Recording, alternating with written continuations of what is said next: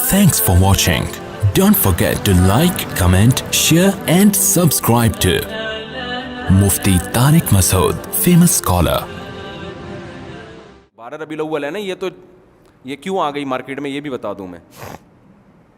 ये क्यों नहीं, इसलिए कि इस्लाम हिस्ट्री के उस पहलू को बयान करता है जिसका आपकी प्रैक्टिकल लाइफ से ताल्लुक़ है. जिस चीज़ का आपकी प्रैक्टिकल लाइफ से ताल्लुक़ नहीं है, इस्लाम आपको उसमें उलझाना नहीं चाहता.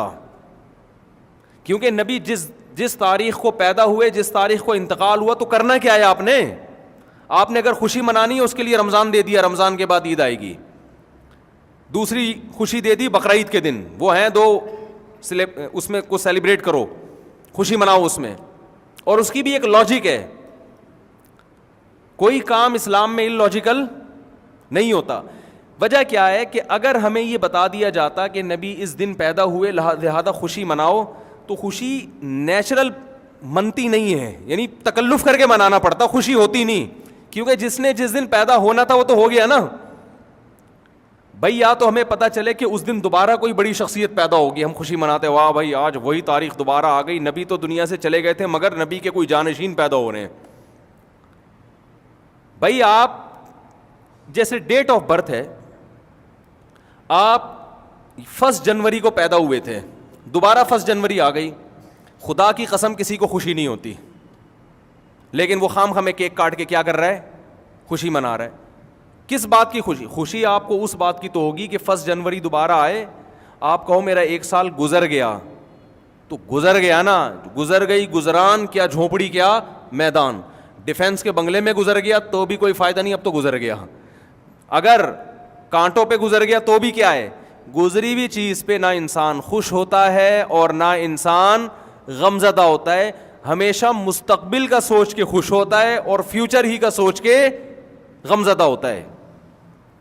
बहुत मुश्किल है बात समझाना, बहुत मुश्किल है बात समझाना. देखो, एक आदमी डिफेंस के 1000 गज के बंगले में एयर कंडीशन रूम में गद्दे पे लेटा हुआ है, 1 जनवरी को पैदा हुआ था, किसी ने आके बताया 1 जनवरी आज, और तुम 30 साल के हो गए. लेकिन ये हम तुम्हें बता दें कि अगला 1 जनवरी तुम्हें देखना नसीब बोलो नहीं होगा.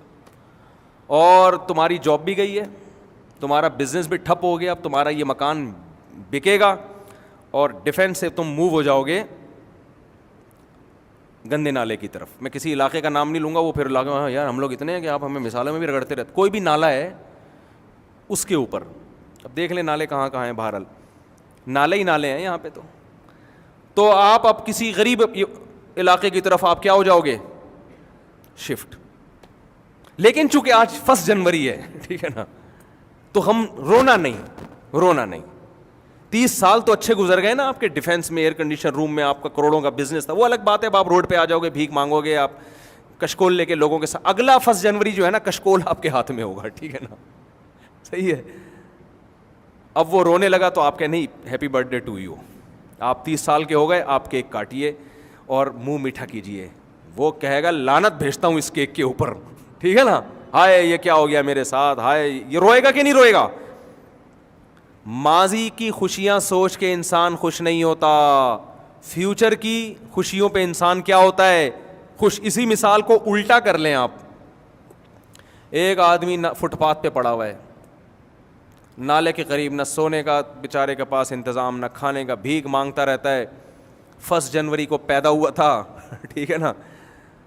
किसी ने आके बताया कि भाई तुम इस नाले पे पड़े हुए हो, आज पहली तारीख़ है, वो गमज़दा है. आप कहते हैं लेकिन अब तुम्हारी किस्मत खुल गई, ये तुम्हारी लॉटरी निकली है, ये 5 करोड़ रुपए लो, और अब सोचो कि तुमने रहना कहाँ है. और तुम्हारी ज़िंदगी में जो अगला 1 जनवरी आएगा वो नाले पे नहीं सोगे, वो 1000 गज के बंगले में सोगे.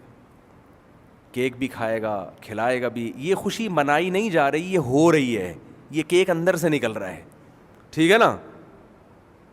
ये तकल्लुफ़ वाली खुशी बोलो ना यार, ये तकल्लुफ़ नहीं है, ये वाकई हो रही है. तभी तो इस्लाम में वलीमा है, रुखसती के बाद दावत है, रुखसती से पहले कोई भरोसा नहीं है. अभी तो इजाब व कबूल हुआ है ना, होम डिलीवरी के बाद है वलीमा. اور اس میں واقعی پتہ چلتا ہے یہ خوش بھی ہے کہ نہیں ہے. بہت سے میں نے ولیمے میں دیکھے منہ لٹکے ہوئے ہوتے ہیں. تبھی اسلام نے نکاح والے دن ولیمہ نہیں رکھا ہے کہ ابھی تمہیں کیا پتا وہ تمہیں ملا کیا ہے. تم رخصتی کرو گے, ایک رات اس کے ساتھ گزارو گے, تمہیں پتہ چلے گا تمہیں بیوی پسند بھی آئی ہے کہ نہیں آئی ہے, اس سے گپ شپ لگاؤ گے. اگلے دن تم, اب ہو سکتا ہے وہ میک اپ میں تم نے دیکھا اس کو, تو 24 گھنٹے تمہارے پاس اوریجنل کنڈیشن میں دیکھنے کے لیے. وہ ڈسٹمپر رشتہ دیکھنے جاتے ہیں تو آپ کو پتہ ہے پورے ڈبے خالی ہوتے ہیں ڈسٹمپر کے. تو اس کے بعد پھر تم سوچو گے کہ ولیمہ کرنا بھی ہے کہ نہیں کرنا. کچھ دن پہلے دولہا سے میری ملاقات ہوئی,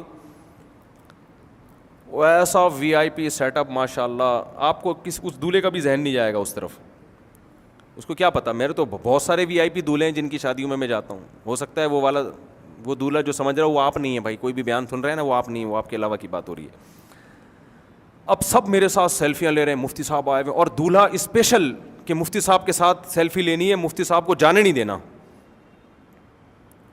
لیکن جب دولہا آیا ہے نا, اتنی ٹینشن میں مجھے مصافحہ بھی نہیں کیا, وہ بھول گیا مفتی صاحب, حالانکہ میں اس کے انتظار میں بیٹھا ہوا ہوں. آیا اور پھر ایسے جا کے بیٹھ گیا, اور میں خود ہی جا رہا ہوں اس کے ساتھ کہ بھائی تو میرے ساتھ سیلفی لے لے, تیری وجہ سے بیٹھا ہوا ہوں.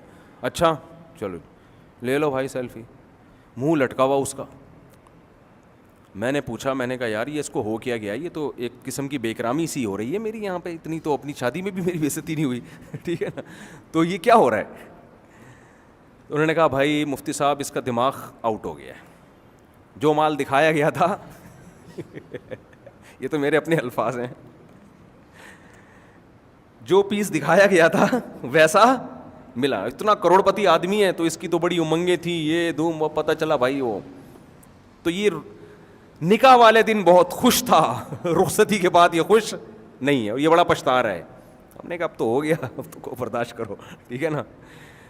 تو وہ بھی ولیمہ ہو رہا ہے لیکن وہ پبلک کے دباؤ پہ ہو رہا ہے. خیر یہ تو ایک بات آ گئی درمیان میں ویسے ہی کہ نکاح سے پہلے جو ہے نا ڈسٹمپر سے متاثر نہ ہوا کریں. آج کل بڑے بڑے میک اپ کے وہ عجیب عجیب سی چیزیں آ رہی ہیں, بلیک لڑکیاں جو اندھیرے میں نظر نہ آئیں ان کو وائٹ کر دیا جاتا ہے, جو روشنی میں نظر نہیں آ رہی ہوتی اتنی وائٹ کر دی.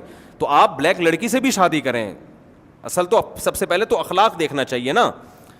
لیکن بات یہ ہے کہ آپ کو پتہ تو ہونا یہ دھوکے بازی بہت چل رہی ہے, عمریں بہت چھپائی جاتی ہیں. 45 سال کو شناختی کارڈ میں لکھوا دیتے ہیں 20 سال. اب تو نادرا والوں کو پیسے کھلا کے لڑکیاں عمریں کم کروا دیتی ہیں. تو ابھی اس پہ میں جاؤں گا تو بڑی عجیب عجیب واقعات ہیں, پھر خام میں وہ خواتین بھی پریشان ہوتی ہیں, ہمارے راز فاش کر رہا ہے. ویسی بیچاریوں کی شادیاں نہیں ہو رہی, اوپر سے یہ بھی مرد بھی کر رہے ہیں, مرد بھی جھوٹ بول رہے ہیں. سیلری کیا دکھاتے ہیں, نکلتا کچھ بھی نہیں ہے. مرد تنخواہ میں جھوٹ بول رہا ہوتا ہے. خیر, تو اسلام چونکہ تکلفات کو نہیں مانتا, تو میں یہ عرض کر رہا تھا کہ انسان کو ماضی کا سوچ کے خوشی نہیں ہوتی. خوشی کیا سوچ کے ہوتی ہے؟ بولو, فیوچر کا سوچ کے. ہاں, جس ماضی کا فیوچر پہ اثر پڑ رہا ہو نا, اس ماضی کا سوچ کے خوشی ہوتی ہے. اس کی بھی ایک مثال دے دیتا ہوں. دیکھو, آپ نے ماضی میں الٹے کام کیے, آپ نے امتحان کی تیاری نہیں کی, ایگزامینیشن ہال میں جا کے بیٹھ گئے, پرچہ ورچہ آپ نے حل ہی نہیں کیا, ایگزامینیشن ہال سے آپ نکل گئے, تو یہ پاسٹ ہے نا. کیا خیال ہے؟ اچھا نہیں گزرا آپ کا یہ پاسٹ, لیکن آپ ٹینشن میں آؤ گے. کیوں؟ اس پاسٹ کا اثر کہاں پڑے گا؟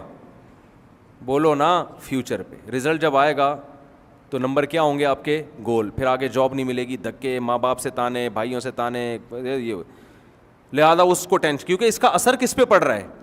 یہی وجہ ہے کہ اگر کوئی آپ سے کہے کہ آپ نے نمبر تو پیپر تو اچھا نہیں کیا لیکن میرے تعلقات ہیں, وہ 100 نمبر ڈال دے گا اس میں, تو آپ کو بھائی بھاڑ میں جائے, جیسا ماضی گزرا ہو. اسی طرح آپ کا ماضی اچھا گزرا